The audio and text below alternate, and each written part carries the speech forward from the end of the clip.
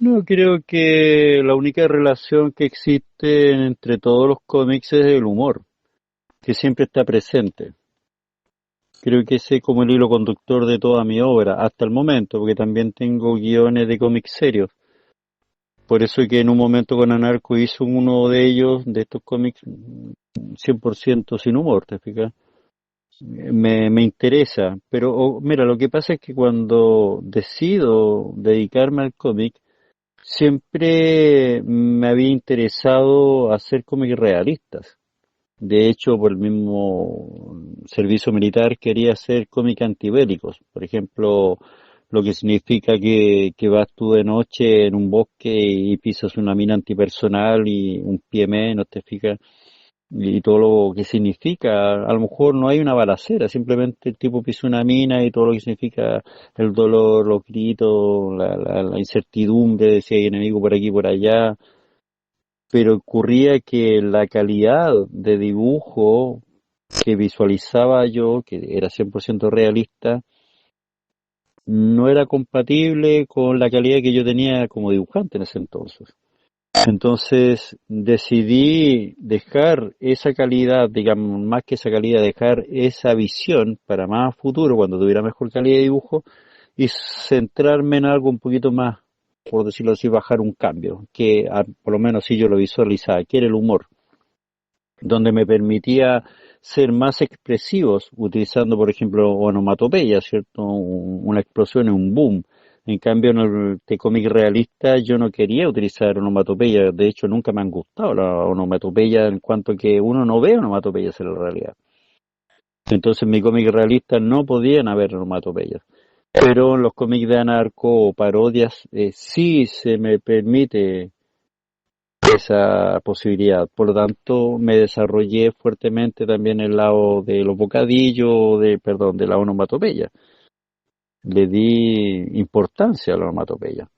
Entonces va a depender, pienso yo, mucho del camino que yo iba a tomar y como fue más, como te digo, y como autor, como persona, más que como autor, como persona común y corriente, dejar constancia que sí es posible salir adelante con los proyectos, pero eso también implica mucha concentración, mucho tiempo y sobre todo mucho tiempo de reflexión, estar muy atento a todo lo que se va a hacer y adquirir conocimiento para que se cumplan bien los objetivos. Eso para mí es también importante. Y un detalle que no es menor, y es que cuando me centro en realizar Anarco, para mí lo esencial de todo esto, más allá de la historia, de los personajes, de las perspectivas, de Valparaíso, etcétera, era generar o provocar en el lector la creatividad. Por ejemplo, que estén en un cerro y se imaginen de repente uno, oye, y te imaginas que aparece Anarco, ¿te fijas? Es como que en el fondo la semillita del proceso creativo estuviera ahí, se gestara, gracias a mi trabajo. El resto, por decirlo así, era una pantalla. Tú te podías centrar en una área como el humor, o otro se podía centrar en la parte de la filosofía, ¿te fijas? Me daba lo mismo donde cada quien quisiera centrarse, siempre y cuando entrara la semilla de la creatividad. Y conversando con mucha gente que ahora ya son personas adultas, de alguna manera sí los inspiré. Y eso para mí lo vale todo. Es decir, en el fondo, misión cumplida. Supongo que vería la voz de un joven que tenía muchas cosas que decir y todo enfocado esto de la perspectiva de la rebeldía, de no aceptar lo que se te impone y armar tu propio destino. Pienso que va por ahí un poco el asunto. Bueno, Anarco tiene aproximadamente en total como unas 90 páginas y en cuanto a cómics son 15 Hay algunos entre medio, como por ejemplo Narco 2,5, hay algunas, cierto, que jugando un poco con los números, y también algunas cómics que son de una sola página, y que no tienen un número. Entonces, como te digo, en total son más o menos 90 páginas, pero cómics formales, con varias páginas, desde una o varias, con números, porque van todos los narcos con número uno, 2, 3, ¿cierto? Llegan hasta el 15. Ahora, ¿por qué esa cantidad? Porque te estoy hablando que comienzo trabajando anarco probablemente tal el 89 y llego hasta el 96 más o menos, por lo tanto estamos hablando de 8 años. Y consideré que había dicho bastante de lo que tenía reservado o que quería expresar hasta ese entonces. Todo esto, cierto, se fue mezclando con un pulimiento del dibujo. Y también en el proceso fui aprendiendo muchas cosas sobre el comportamiento humano. Entonces consideré que hasta ese momento el personaje funcionaba muy bien y tenía, no sé si miedo a que hiciera un nuevo cómic de Anarco y se perfilara. Estaban viniendo nuevas generaciones, nuevas tendencias, entonces preferí dejarlo hasta ahí. Eso no significa que yo no pudiera retomarlo a futuro, que es lo que tengo proyectado hoy en día. Pero en ese momento consideré que ya había cumplido muy bien el personaje. Entonces, antes de hacer historias solo por ganar dinero, preferí dejarlo hasta ahí.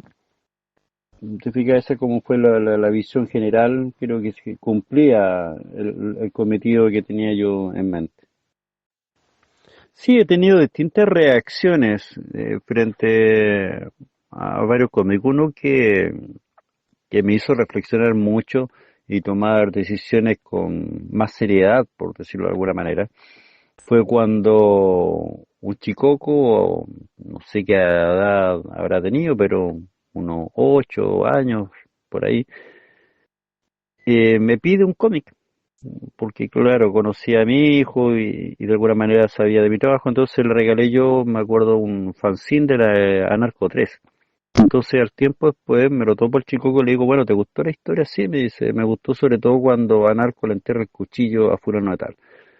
Y quedo sorprendido porque en realidad Anarco nunca, y específicamente en ese cómic tampoco, Anarco le enterra el cuchillo a alguien, ¿te fijas?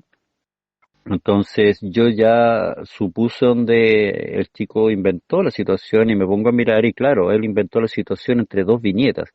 Porque claro, un tipo lleva al narco y lo va apuntando con un cuchillo en la espalda mientras van caminando. Y en la otra viñeta tú ves que el tipo está tirado en el suelo, y el narco corriendo y el cuchillo tirado en el suelo y el tipo inconsciente y por lo visto. Y el chico se imaginó que le enterró el cuchillo al personaje a este otro, ¿te fijas? Y inventó la situación entre dos viñetas. Y eso me marcó mucho en cuanto a tener más cuidado de los problemas de interpretación que se puedan presentar. Eso fue muy, muy fuerte para mí. Y una situación humorística, podría llamarla yo, que fue un chico que nos veíamos una vez a las mil. Y de repente nos topamos por ahí y me dice, oye, Juan, ¿tú eres Juca, el autor de Anarco? Claro, sí. Claro, sí, mira, me lo supuse, qué sé yo y todo. Y de repente me dice, lo que pasa es que, bueno, tú sabes, yo fui a comprar sus pititos hasta el lugar y hay que tomar tal micro. Sí, claro, sí. Bueno, y el asunto es que también tú conoces que la gente normalmente se baja en tal paradero, que es el paradero La Carita que se llama, y después la micro da una vuelta un poquito más arriba en el cerro y baja y se estaciona. Y los que van a comprar el pirito se va con la micro más arriba y cuando dan la vuelta uno se baja. Es decir, te ahorra un par de cuadras. Ese era como el movimiento clásico de aquel que va a comprar pito arriba. Ese era el asunto. Y este flaco me cuenta que está haciendo ese recorrido y se da cuenta también que hay otra persona, otro joven sentado en la micro y que mientras están haciendo este recorrido ya en solitario con el chofer, este flaco se le acerca y le dice, hola, ¿sabes qué? Yo vengo de Santiago y vengo por esto. Y le pasa un fanzine, no lo conocía. Y empieza a hojear el fanzine y se da cuenta que En el fondo era como una representación de ese lugar, porque el cómic hablaba de ir a comprar marihuana a esa zona. Entonces el flaco le dijo, ya entendí, acompáñame y listo. Y bueno, terminaron comprando, bajaron al cerro, fumando, felices, y dice que el otro chico en éxtasis, imagínate.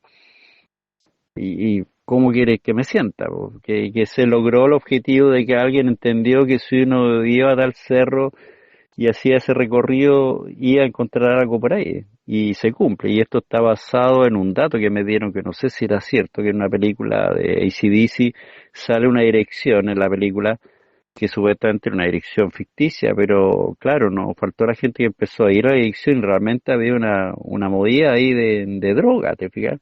Entonces ese detalle lo encontré simpático y quise ilustrarlo acá, si bien no es 100% igual, pero sí es cierto que había que tomar determinada micro y bajarse en determinado lugar.